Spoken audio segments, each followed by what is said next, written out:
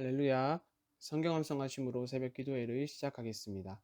너희는 사도들과 선지자들의 터 위에 세우심을 입은 자라. 그리스도 예수께서 친히 모퉁이돌이 되셨느니라.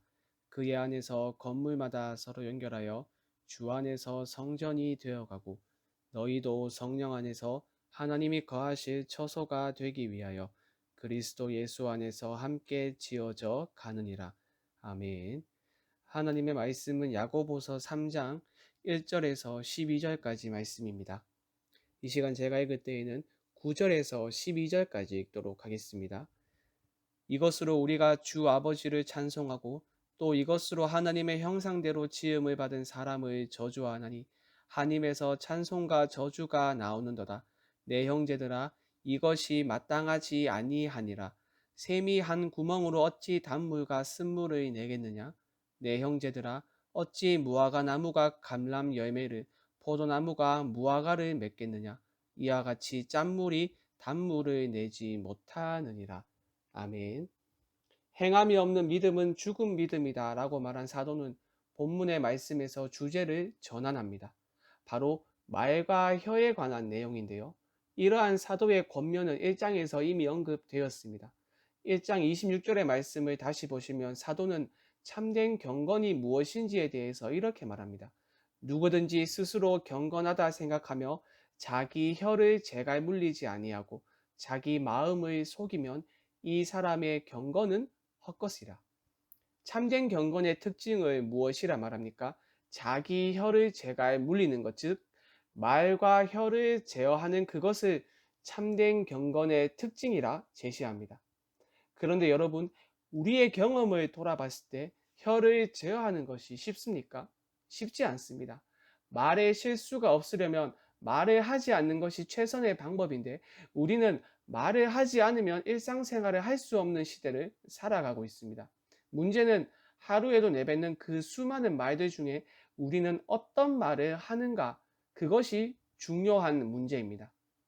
내 입에서 나온 말들은 사람을 살리는 말인가, 사람을 칭찬하는 말인가, 사랑의 언어인가, 아니면 사람을 깎아내리는 말인가, 사람에게 상처를 주는 말인가, 사람을 죽이는 말인가.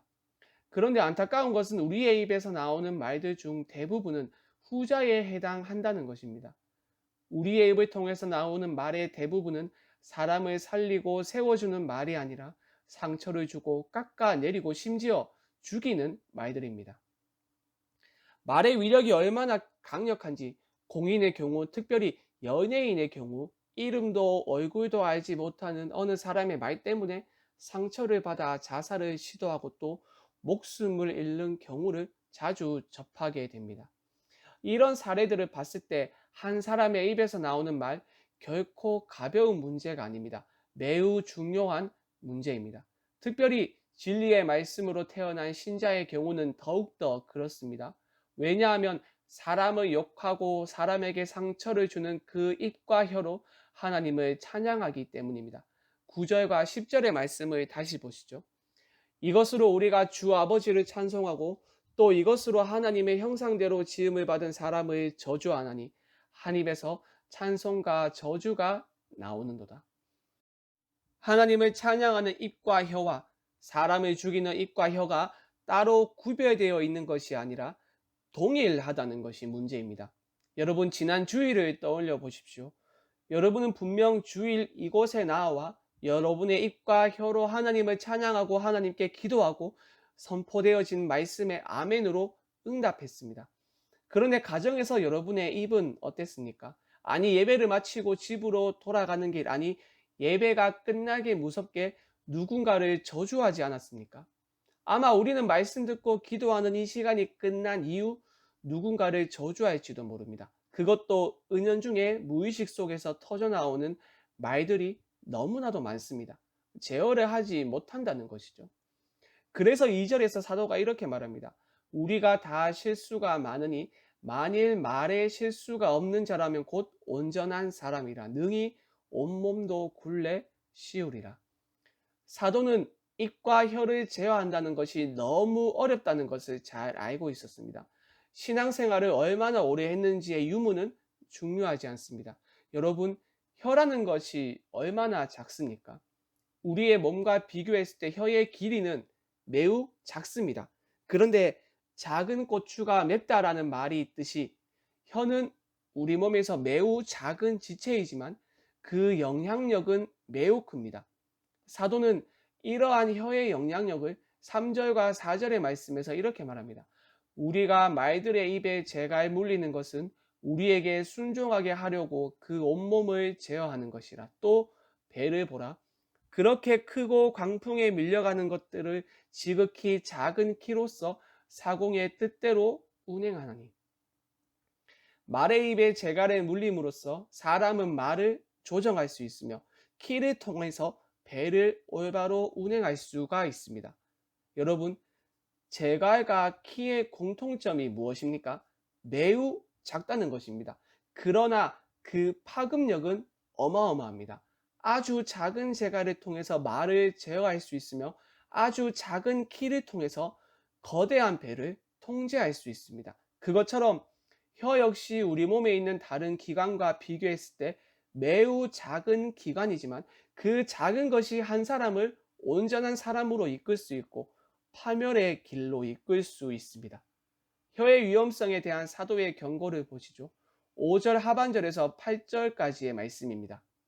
보라, 얼마나 작은 불이 얼마나 많은 나무를 태우는가.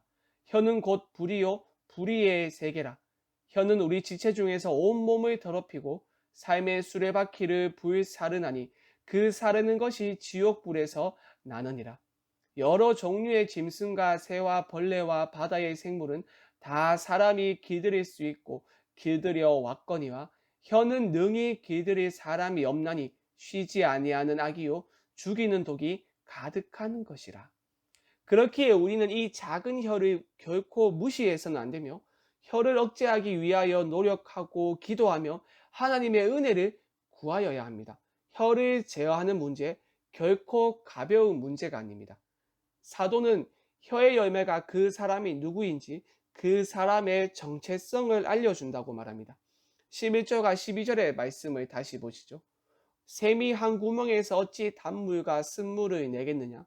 내 형제들아, 어찌 무화과 나무가 감람 열매를 포도나무가 무화과를 맺겠느냐. 이와 같이 짠물이 단물을 내지 못하느니라. 열매가 그 나무를 증명하듯이 내 입에서 나오는 말이 내가 누구인지를 증명합니다. 그러므로 사랑하는 여러분, 여러분의 입을 통해서는 어떤 말들이 흘러나옵니까? 사람을 살리는 생명의 말들이 나옵니까? 아니면 사람을 저주하는 죽음의 말들이 나옵니까? 우리 주님 마태복음 12장 36절과 37절 말씀에서 이렇게 말씀하셨습니다. 내가 너희에게 이르노니 사람이 무슨 무익한 말을 하든지 심판날에 이에 대하여 신문을 받으리니 내 말로 의롭다함을 받고 내 말로 정죄함을 받으리라. 주님의 이 경고의 말씀을 여러분의 마음에 새기시고 하나님께 기도하심으로 이 하루 사람을 살리는 생명의 말들이 여러분의 입에서 나오길 간절히 바랍니다. 우리 함께 말씀 생각하며 합심으로 기도하겠습니다. 하나님이 하루의 삶을 살아갈 때 사람을 죽이는 정죄의 말들이 나오는 것이 아니라 사람을 살리는 생명의 말들이 나올 수 있도록 우리의 혀를 붙들어 주시옵소서. 화요일은 장년부와 양육가정을 위하여 기도하는 날입니다. 말씀과 기도를 통하여 거룩의 능력을 회복하는 성도들이 되게 하여 주시옵소서. 또한 리더들이 예수 그리스도의 심장으로 영혼들을 섬기게 하여 주시옵소서. 마지막으로 코로나 사태를 속히 종식시켜 주시옵소서. 이 일을 통하여 한국교회가 다시 복음으로 돌아가게 하여 주시옵소서. 이 외에도 각자의 기도 제목을 가지고 자유롭게 기도하시면 되겠습니다. 주님의 이름을 한번 부르고 자유롭게 기도하겠습니다. 주여.